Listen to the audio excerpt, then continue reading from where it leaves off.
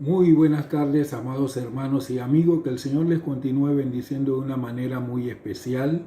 Queremos darle gracias a Dios porque Él nos da la oportunidad nuevamente en este día, viernes 7 de agosto del año 2020, el año de plenitud divina y de morar bajo la gloria de Dios, de poder seguir estudiando su palabra. Han pasado 8 meses y desde el mes de marzo, gracias al Señor, hemos estado haciendo estos estudios y yo sé que en el día de hoy el Señor nos va a bendecir de una manera muy especial. Vamos a tener una palabra de oración. Padre, queremos una vez más darte gracias en el nombre precioso de nuestro Señor Jesucristo, porque nos das el privilegio de poder juntos a través de este medio de comunicación social YouTube, de poder seguir estudiando tu palabra. En tanto que lo hacemos, que tu Espíritu Santo siga siendo nuestro Maestro y nos siga revelando las verdades maravillosas contenidas en tu palabra. Abrimos nuestros corazones y nuestra mente para que tú deposites lo que has preparado para nosotros en el día de hoy. Por eso desde ya queremos darte la honra y la gloria, porque sabemos que tú siempre preparas buenas cosas para tus hijos. En el nombre de Cristo Jesús, gracias Señor. Amén y amén. Amados hermanos y amigos, quiero en el día de hoy presentarles el tema una demostración de prudencia. Hablando acerca de la prudencia es razonar prácticamente, es ignorar emociones, es controlar impulso, es conocer la situación. El mundo oriental, tanto antiguo como moderno, le asigna suma importancia a la sabiduría. Los países orientales rinden veneración a la ancianidad porque consideran que con el paso de los años el hombre normalmente acumula valiosas informaciones sobre cómo conducirse en la vida.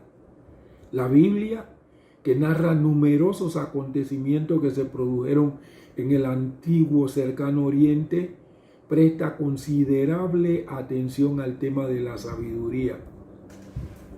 Indudablemente, nosotros los creyentes debemos preocuparnos también de los principios que gobiernan nuestra vida diaria. La verdad no posee valor independiente. Tiene valor cuando se le pone en práctica en el comportamiento diario. Jesucristo es el camino, la verdad y la vida. Tiene profundo significado el hecho de que el Señor Jesucristo, la personificación misma de la verdad, fue encarnado. La vida que vivió constituye una demostración patente del impacto que ejerce la verdad en el comportamiento diario. Por esta razón, cuando queremos saber las consecuencias prácticas que tiene la verdad en el comportamiento del ser humano, consultamos de inmediato las páginas de los evangelios para ver de qué manera vivió Jesús. Jesús mismo fue el dechado de la sabiduría, la verdad vestida de carne. Cuando Jesús se fue, después de la resurrección, dejó tras de sí a su iglesia, el cuerpo de Cristo. Una función de este cuerpo en la actualidad consiste en vivir en lo posible como vivió Cristo. La palabra y el Espíritu le proporcionan al creyente los recursos para vivir en este mundo según el Señor Jesucristo quiere que vivamos. En una sociedad que parece resuelta a vivir en forma desenfrenada, el creyente necesita prestar atención especial a esa vida presentada en las Sagradas Escrituras. Sabiduría ante todo, adquiere sabiduría, dijo Salomón en Proverbios 4:7. Por lo antes expuesto, voy a considerar en mi disertación del día de hoy, que he titulado una demostración de prudencia, 3 aspectos fundamentales: la rápida acción de Abigail, la sabiduría de Abigail, la respuesta de David. Primero, la rápida acción de Abigail. Este punto se sustenta en 1 Samuel capítulo 25, versículos del 14 al 22.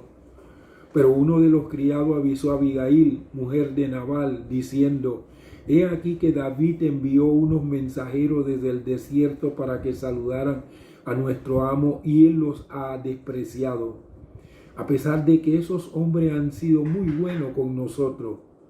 Nunca nos han hecho daño ni nos ha faltado nada mientras hemos andado con ellos cuando estábamos en el campo.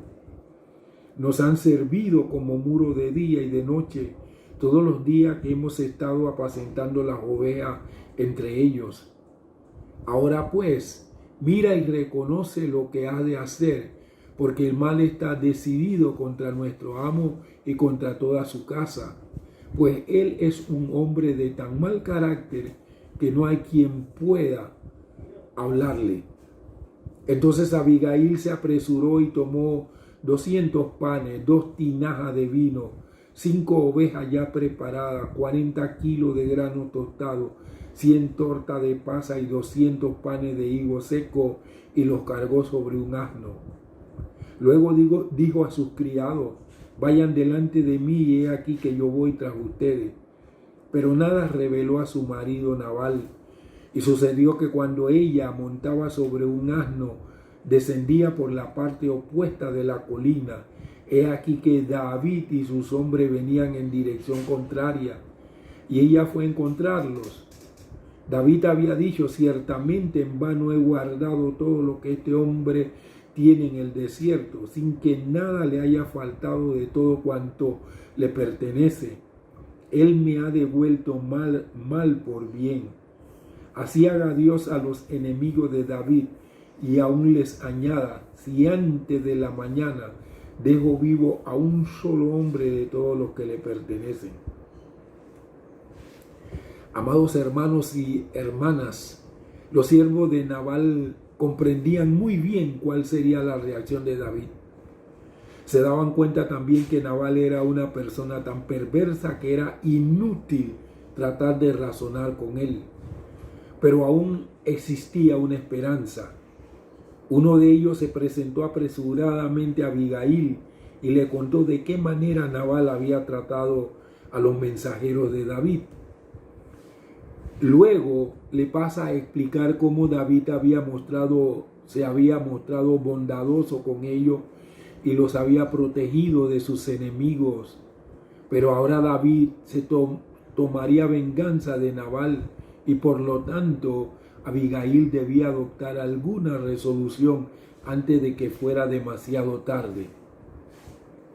La esposa de Nabal podría haber dicho que no era asunto de su incumbencia, que su esposo debía sufrir las consecuencias. Podría haber agregado que merecía el castigo por el maltrato que le había dado a ella. Podría haber declarado también que no quería verse envuelta en la diferencia entre David y su marido. Abigail era una mujer sensible, capaz, oradora persuasiva y capaz de ver más allá de sí misma. Pero Abigail no pensó en el peligro que podría correr. Sin perder un solo momento siquiera, reunió alimentos y bebidas, incluyendo vino en odres y grano tostados. Para entender la alusión a los 2 cueros de vino, según el verso 18 en la Reina Valera, se necesitan algunos conocimientos de costumbre antigua. Se trataba en realidad de cuero de animales cocidos y llenos de vino. Por lo general se empleaban cuero de cabra. Podían contener una cantidad considerable de vino. El Señor Jesús se refirió a este tipo de vasija o envase cuando mencionó el poner vino nuevo en odres viejos. La acción química del vino produciría grietas en el cuero. El grano, según nos dice Santiago Friedman, se tostaba a veces en una especie de sartén o plato de hierro y otras veces directamente sobre el fuego. Se nos dice que el grano tostado constituye aún en la actualidad un alimento común en el Oriente. Segundo punto, la sabiduría de Abigail. Este punto está basado en 1 Samuel capítulo 25, versículos del 23 al 31. Cuando Abigail vio a David, se apresuró y bajó del asno, y cayendo delante de David sobre su rostro, se postró en tierra. Se echó a sus pies y le dijo: Señor mío, sea la culpa sobre mí, pero permite que tu sierva hable a tus oídos y escucha las palabras de tu sierva. Por favor, no haga caso, mi señor, de este hombre de mal carácter, Nabal, porque como su nombre es Nabal y la insensatez está con él, pero yo, tu sierva, no vi a los jóvenes de mi señor, a los cuales enviaste. Ahora pues, Señor mío, vive el Señor y vive tu alma, que el Señor ha impedido que llegaras a derramar sangre y vengarte por tu propia mano. Ahora sean como Nabal tus enemigos y los que procuran el mal contra mi Señor. Pero ahora dese a los jóvenes que siguen a mi Señor este regalo que tu sierva ha traído a mi Señor. Te ruego que perdones la ofensa de tu sierva, pues de cierto el Señor edificará una casa firme a mi Señor, porque mi Señor está dirigiendo las batallas del Señor, que no sea hallado mal en ti en toda tu vida. Aunque alguien se levante para perseguirte y atentar contra tu vida, de todos modos la vida de mi Señor estará incluida en la bolsa de los que viven con el Señor tu Dios, y Él arrojará la vida de tus enemigos como de en medio del hueco de una honda. Acontecerá que cuando el Señor haga con mi Señor conforme a todo el bien que ha hablado de ti y te haya designado como soberano de Israel, entonces, Señor mío, no será para ti motivo de remordimiento ni estorbo para la conciencia el haber derramado sangre en vano, ni el que mi Señor se haya vengado por sí mismo. Y cuando el Señor haga el bien a mi Señor, acuérdate de tu sierva. Perdón. Algunos hombres no se merecen a sus esposas. Abigail fue quizá la mejor mujer que Nabal pudo alguna vez tener y obtuvo más de lo que negoció cuando hizo los arreglos para casarse con ella. Abigail era hermosa y más capaz que él para manejar su riqueza, pero Nabal no tomaba en cuenta a su esposa. A pesar de sus reveses, la familia de Nabal hizo lo que pudo para mantenerlo lejos de los problemas. Esta lealtad debió haberla inspirado a Abigail. Si bien su cultura y su esposo la consideraban de poco valor, ella utilizó la mayor parte de sus habilidades y oportunidades. Aparentemente, David se detuvo al ver a aquella hermosa mujer que venía hacia él. Pero Abigail no procuró emplear su belleza para impresionar al guerrero, ni tampoco impuso demandas. La prudencia le decía que la única esperanza de victoria consistía en ocupar el lugar humilde. De inmediato se arroja a los pies de David, reconociendo mediante este comportamiento que David era digno de toda honra. Con frecuencia, el hombre considera la humildad como rasgo de debilidad. Sin embargo, Abigail demostró el tremendo poder de la humildad en su entrevista con David. Lo valioso de la humildad se señala tanto en el Antiguo Testamento como en el Nuevo. Salomón dijo en Proverbios 16:19, mejor es humillar el espíritu con los humildes que repartir despojo con los soberbios. El Señor Jesús manifestó completa humildad cuando dejó la gloria del cielo para convertirse en redentor del ser humano, como dijo el apóstol Pablo en Filipenses capítulo 2, versículos del 5 al 8. Hay en usted esta manera de pensar que hubo también en Cristo Jesús. Existiendo en forma de Dios, Él no consideró el ser igual a Dios como algo a que aferrarse, sino que se despojó a sí mismo, tomando forma de siervo, haciéndose semejante a los hombres, y hallándose en condición de hombre, se humilló a sí mismo, haciéndose obediente hasta la muerte y muerte de cruz. Mientras que por una parte se nos insta a nosotros los creyentes a cuidarnos de la falsa humildad, como dice Colosenses capítulo 2, versículos 18 y 23. Nadie les prive de su premio fingiendo humildad y culto a los ángeles, haciendo alarde de lo que ha visto, vanamente hinchado por su mente carnal. Verso 23.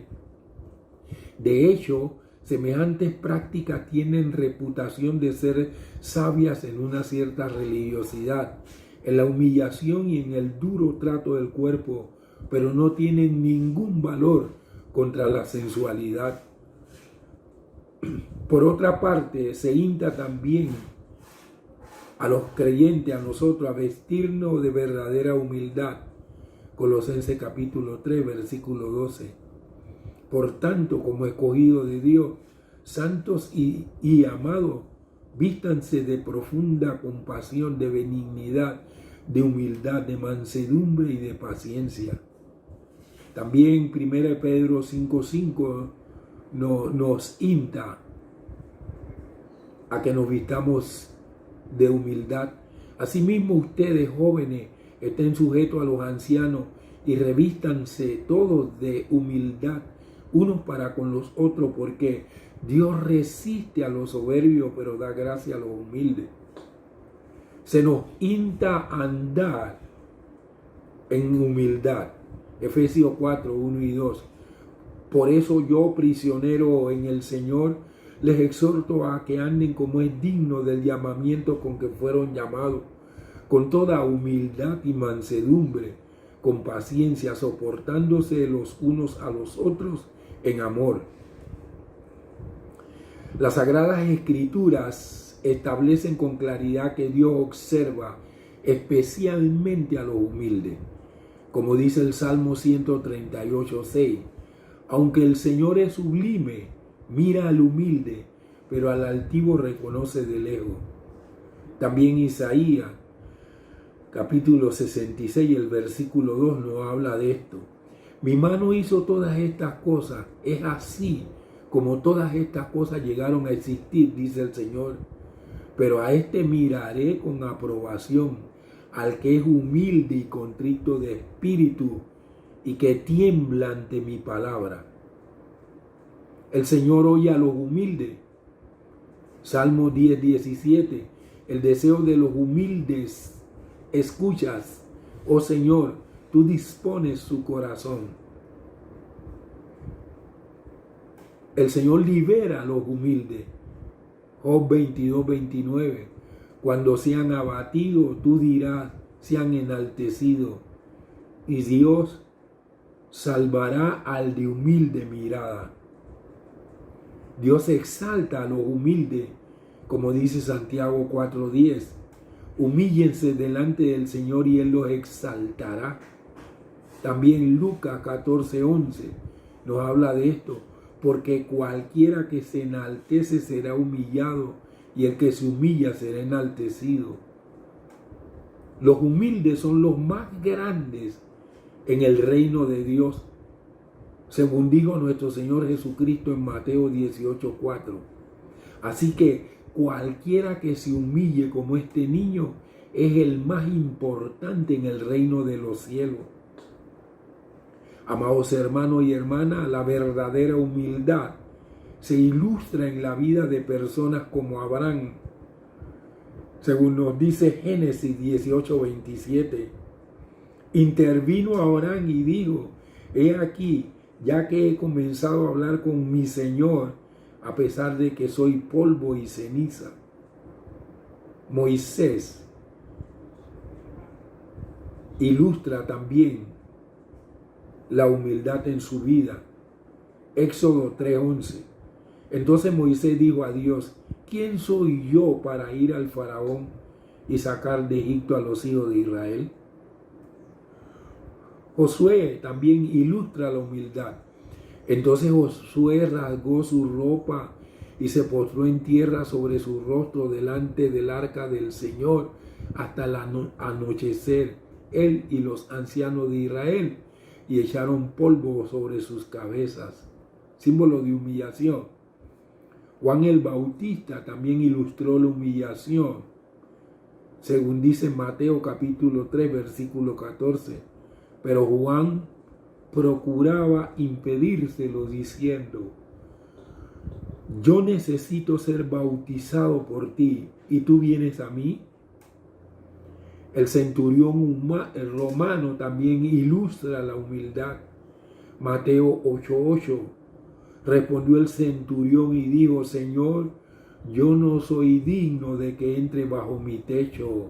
Solamente di la palabra y mi criado será sanado. Las palabras de Abigail estaban inspiradas asimismo de sabiduría y de humildad. Le pide a David que cargue sobre ella la culpabilidad de la conducta de Nabal. Algunos quizás la critiquen por admitir que su marido era una persona insensata que vivía según su nombre.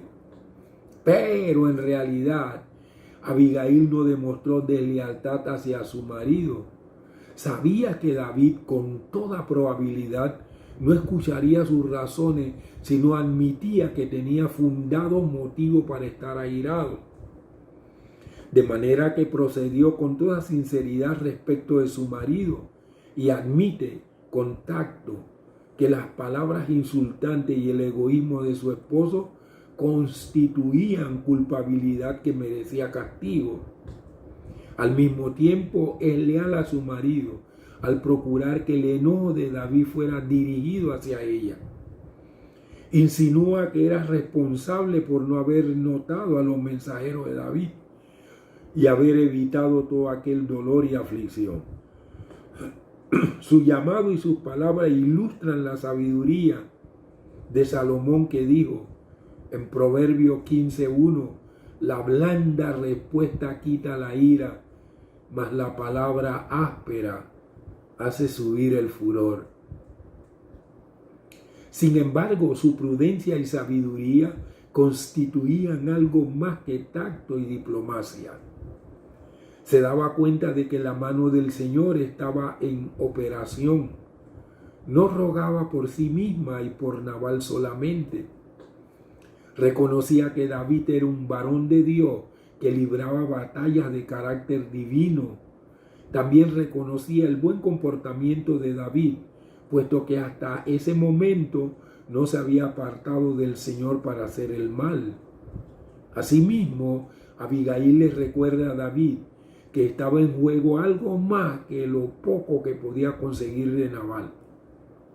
El rey Saúl perseguía a David buscando darle muerte, pero la vida de David estaba ligada en el haz de los que vivían delante del Señor. Es decir, la vida de David estaba protegida por Dios. Luego, a su debido tiempo, David podría ser coronado rey. Se alegraría entonces de que no había permitido que la ira lo impulsara a hacer algo que le provocara remordimiento o pena. Mucho se comenta hoy en algunos círculos sobre la autorrealización. ¿Cómo se ajusta esta autorrealización a la enseñanza bíblica sobre la humildad? Los libros sobre cómo triunfar en la vida se venden en la actualidad por bastante. ¿De qué manera se relaciona con tales temas mi exposición sobre la humildad? Podría comenzar procurando analizar varias dimensiones de la humildad. En primer lugar, es importante considerar la intención fundamental de Dios para el hombre. Dios no quiere que nadie perezca. En otras palabras, Dios quiere que el hombre cumpla el más elevado ideal para el que fue creado, para alabanza y gloria de Dios. En otras palabras, que el hombre sea el exponente de la gracia y la gloria de Dios en el mundo. ¿Qué lección podemos derivar de todo esto? Dios está a favor del hombre. Dios es un Padre tierno y amoroso que envió a su Hijo Jesucristo a la tierra a fin de que el hombre caído pudiera ser redimido y restaurado. Dios anhela que lleguemos a ser lo que Él quiere que seamos. Ahora bien, esto tiene significado doble para esta vida. En primer lugar, puesto que podemos confiar en que nuestro Padre amoroso nos ayudará a que cumplamos su voluntad, no necesitamos abrirnos paso a la fuerza en la vida. Podemos demostrar nuestra confianza en Dios en la administración de nuestros asuntos, de manera que no necesitamos ayudar a Dios mediante una conducta arrogante, egoísta y grosera que se trasunte en pisotear a los demás. La humildad es un rasgo de confianza en Dios. En segundo lugar, la verdadera humildad es abnegación. En el capítulo 2 de la epístola a los Filipenses, el gran capítulo de la humildad en los escritos de Pablo, se nos presenta a Timoteo y a Epafrodito y al Señor Jesús por encima de todo, que prestan servicio sin consideración personal. Significa todo esto que aquel que es verdaderamente libre no se preocupa de sí mismo, ya tenga éxito o fracase. La falsa humildad es una atención indebida hacia uno mismo. Frecuentemente, cuando el pastor le pide a alguien que enseñe una clase de la escuela bíblica, recibirá la siguiente respuesta: pastor, no puedo. El verdadero problema quizás sea una falsa humildad. Lo que la persona quiere es que piense el pastor que es humilde. Qué sutil es el orgullo. Las buenas nuevas consisten en que Jesús vino para libertar al hombre y en forma indudable esta libertad abarca la falta de preocupación por sí mismo. Nuestra verdadera autorrealización se produce cuando dejamos que Jesús viva su vida a través de nosotros, con la confianza de que Él posee los recursos que necesitamos para cumplir las tareas y responsabilidades del día. Como dice Gálatas 2:20, con Cristo he sido juntamente crucificado y ya no vivo yo, sino que Cristo vive en mí. Lo que ahora vivo en la carne, lo vivo en la fe en el Hijo de Dios, quien me amó y se entregó a sí mismo por mí. Vamos al tercer punto, la respuesta de David. Ante la imprudencia de Nabal y la impetuosidad de David, podemos observar la prudencia de Abigail. La sensatez de Abigail, su humildad, su tacto y prudencia hicieron pensar a David. Vio que sería una mancha para su conciencia si dejaba de confiar en Dios, que se hiciera cargo de un hombre como Nabal. Luego expresa su aprecio hacia Dios y a Abigail por ser una mensajera de la gracia divina en los versículos 32 y 33. David dijo a Abigail: bendito sea el Señor Dios de Israel, que te envió hoy a mi encuentro. Bendito sea tu buen juicio y bendita seas tú, que hoy me has impedido ir a derramar sangre y a vengarme por mi propia mano. Y al decir esto, aceptó los obsequios de alimento y de bebida para sus hombres. Nabal regresó a su casa borracho de un banquete que había realizado con sus amigos. Debido a la ebriedad de su esposo, Abigail esperó hasta la mañana siguiente para decirle lo que había hecho. Sabía que Nabal en su borrachera podría no comprenderla o bien reaccionaría de manera necia. Amados hermanos y hermanas, cuando hay asuntos difíciles de discusión, sobre todo entre los miembros de la familia, el tiempo adecuado es lo más importante. Pida a Dios sabiduría para encontrar el mejor momento para enfrentarlo, y más aún si son delicados. Nabal, al recibir la información de lo que había ocurrido, desmayó su corazón en él y se quedó como una piedra, es decir, paralizado, sin poder moverse o hablar. A los 10 días, las Sagradas Escrituras nos dicen que el Señor hirió a Nabal y éste murió. David reconoció esta muerte como un castigo divino. David apreció las prendas personales de Abigail y envió mensajeros para pedirle a Abigail que fuese su esposa. De manera entonces que ella compartiría las bendiciones que Dios le había prometido a David.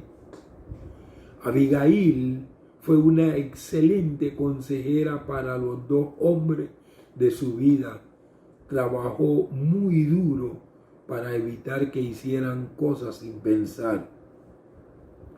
Por sus acciones rápidas y negociaciones astutas, evitó que David se vengara de Nabal.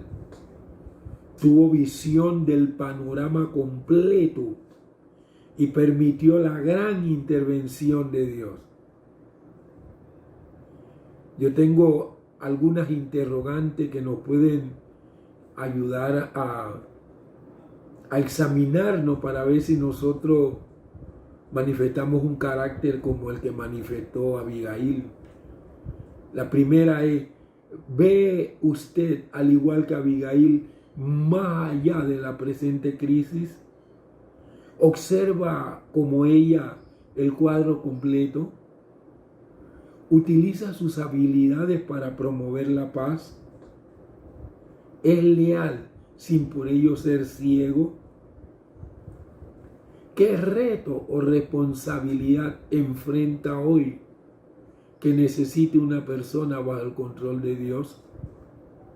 Concluyo con esto: solo Dios puede otorgar al hombre comprensión, delicadeza, bondad y misericordia. Que el Señor nos revista de humildad y de prudencia, de tal manera que con nuestras actuaciones lo podamos honrar y glorificar. Padre amado, en el nombre precioso de nuestro Señor Jesucristo, queremos darte gracias por la palabra que tú nos has entregado en esta tarde.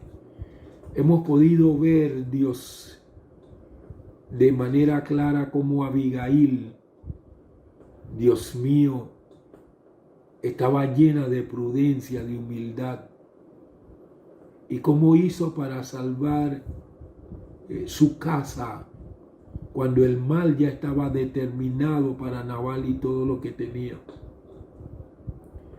Gracias, Señor, porque a través de la vida de Abigail nosotros podemos notar cómo tú exaltas a los humildes, como dijo el apóstol Pablo. Padre de la gloria, nosotros queremos reflejar la imagen de nuestro Señor Jesucristo, así como la reflejó Abigail en su vida. Concédenos que a través de la maravillosa trascendencia de tu Espíritu seamos moldeados para poder proyectar la imagen de nuestro Señor Jesucristo, que seamos revestidos de humildad, de sencillez, de mansedumbre, porque nuestro Señor Jesucristo dijo: aprended de mí que soy manso y humilde y hallaréis descanso para vuestras almas. Señor, es impresionante ver cómo esta mujer sabiamente pudo, Señor, salvar su casa y cómo protegió al futuro rey de Israel para que no derramara sangre en su propia venganza. Señor, a veces nosotros no derramamos sangre con producto del uso de armas, pero sí nuestros corazones se llenan de resentimiento, de rencores. Por eso en esta tarde te entregamos todo resentimiento, todo rencor, toda amargura, toda raíz de amargura, todo odio. En el nombre de nuestro Señor Jesús nos arrepentimos de todos esos pecados y perdonamos a todos los que nos han hecho mal. Como decía David, Nabal me ha hecho mal por bien. Pero que nosotros podamos perdonar a todos los que nos han hecho mal, a los que nos han herido, a los que nos han maltratado, de tal manera que seamos como tú, que eres un Dios perdonador, clemente y compasivo. Señor, muchísimas gracias en el nombre precioso de nuestro Señor Jesucristo por depositar esta palabra en nuestros corazones. En el nombre de nuestro Señor Jesús. Amén y amén. Mis amados hermanos y hermanas, quiero agradecerle profundamente el haber estado conmigo esta tarde en el estudio de la palabra de Dios. Espero volver a estar con ustedes, si el Señor me lo permite, el próximo domingo, donde seguiremos estudiando el libro de los Hechos del Espíritu Santo. Usted no se puede perder esta cita a las 9 de la mañana por YouTube. Mientras llega ese tiempo, que el Señor le bendiga, le guarde, le prospere y cumpla su propósito y su voluntad en su vida. Es el deseo de mi corazón en el Señor Jesucristo. Muchas gracias. Saludos y bendiciones.